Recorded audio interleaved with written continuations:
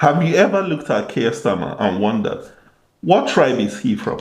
Or asked yourself which clan Emmanuel Macron belongs to?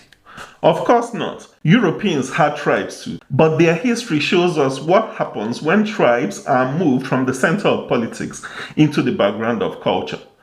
Powerful kings first united European tribes under crowns. Later, visionary leaders unified them under national identities. The French, the English, the Germans. That's why when you think of Europe today, we don't ask about tribes, we speak of nations. This is the exact opposite of Nigerians' reality. At 65 years old, no Nigerian leader has successfully pushed tribalism into the background and elevated a true Nigerian identity. In fact, the last president and the present one, Buhari and Tinubu, have been among the worst offenders, governing more as tribal chiefs than as national leaders. I know many people love tribes and see them as custodians of culture. But let's be honest, tribes in practice have little to do with nation building.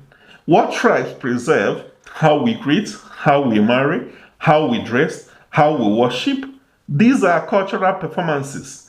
They are beautiful, yes, but they do not drive technology. They do not produce infrastructure, and they do not build nations.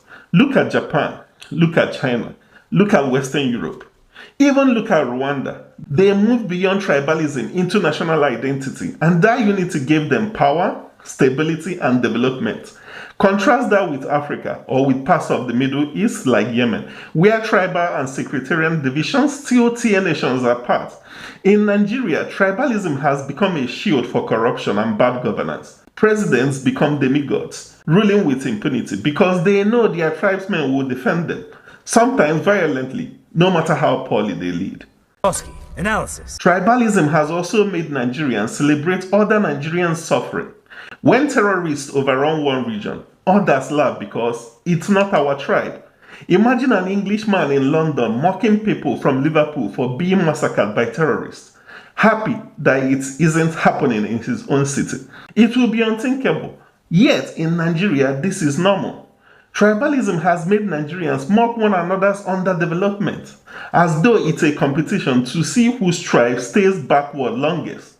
But they fail to realize a Nigeria with 100 world-class cities is better for everyone than a Nigerian with only one city. And perhaps worst of all, tribalism has normalized injustice.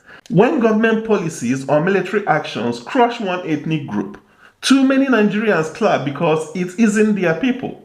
And beneath that applause lies fear.